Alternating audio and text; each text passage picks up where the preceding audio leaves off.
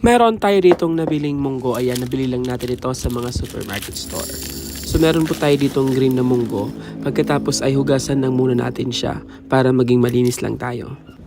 Pagkatapos ay pag nahugasan natin, i-drain lang natin at ilipat natin sa malinis na lalagyan. Pagkatapos ay lalagyan natin ito ng gatas. So meron po tayo dito isang lata ng gatas, pero yung ating lalagay dito ay kalahating lata lang. Kahit anong gatas ay pwede dito. Soak lang natin or ibabad lang natin ng 1 hour hanggang 2 hours lang yung ating tawag doon, munggo. Pagkatapos kunin na natin yung ating pan o yung ating saucepan, ilagay na natin yung ating binabad na munggo kasama yung gatas syempre. Ayan, binabad lang natin yung ating munggo para mas maging soft or para mas madaling maluto yung ating gatas o yung ating munggo dito. Ayan, nagdagdag pa rin tayo ng isang baso ng ating tubig. Pagkatapos lakasan lang natin yung ating apoy and then simmer lang natin siya ng 10 to 15 minutes. So kailangan yung i-check every 5 minutes guys.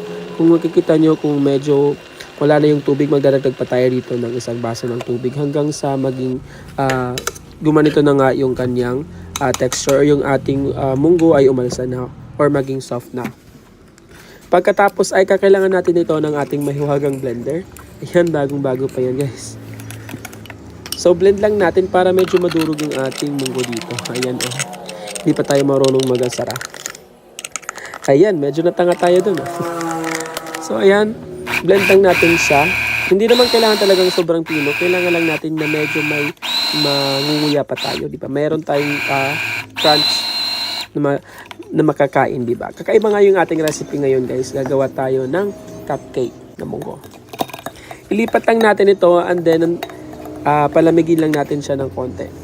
Dahil medyo mainit pa yan. Pagkatapos sa isang mixing bowl nga ay maglalagay tayo ng 200 grams ng ating butter or yung ating margarine kung wala kayong butter. Kung wala naman kayong margarine, pwede naman ay vegetable oil, cooking oil na lang ilagay dito.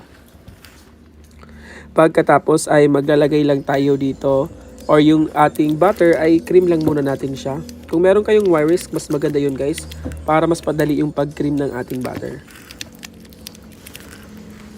Kung meron po rin kayong electric mixer, mas maganda rin yung guys. And then maglalagay tayo dito ng 2 cups ng ating brown sugar. Yan, brown sugar yung ating gagamitin dito para mas lalong matamis yung ating recipe ngayon. Haluin lang natin siya ng maigi hanggang sa matunaw na nga yung ating sugar.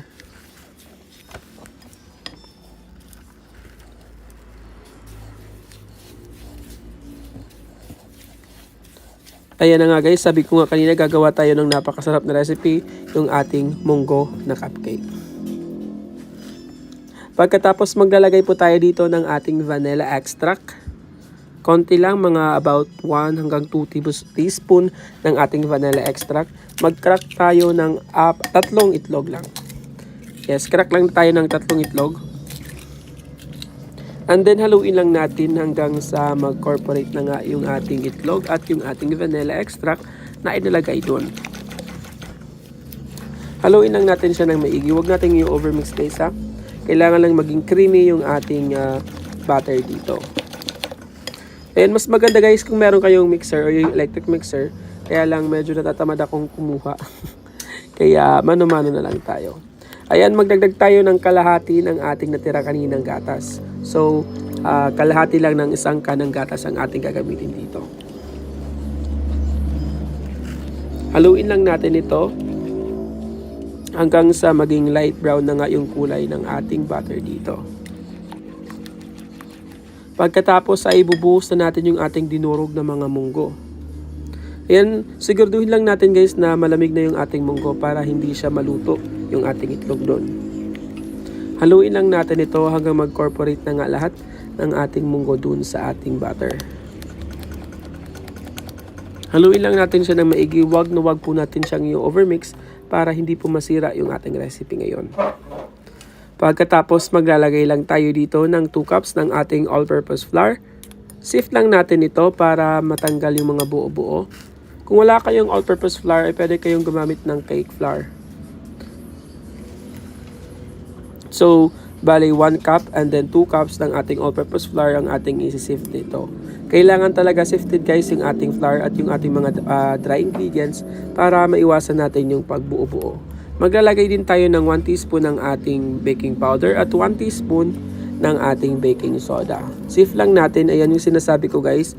Kailangan talagang siftin ito para maiwasan yung ganyang pagbuo-buo. Pagkatapos ay haluin lang natin siya ng maigi. Again guys, paalala ulit, huwag natin siyang i-overmix.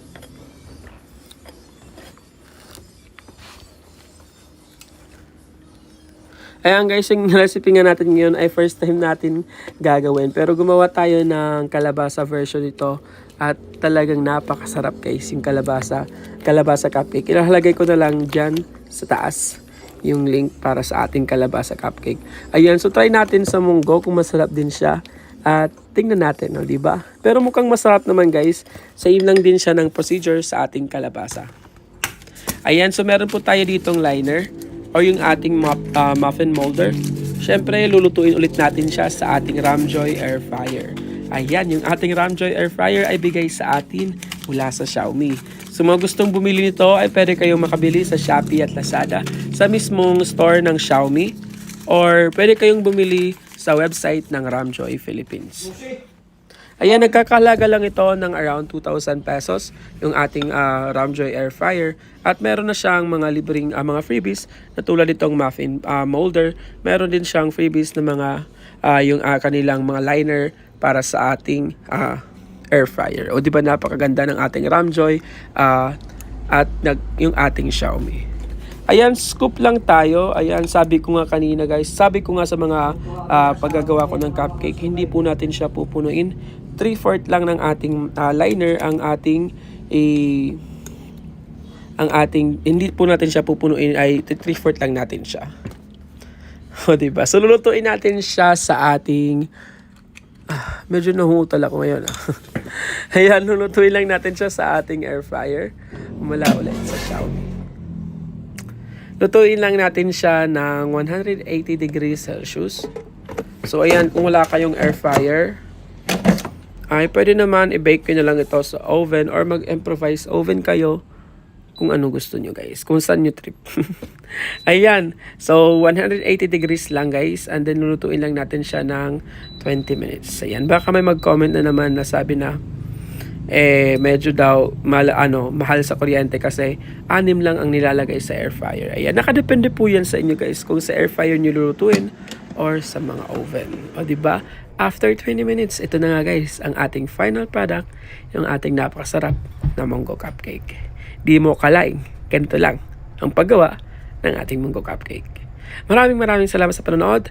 God bless and see you again sa ating susunod na mga recipe.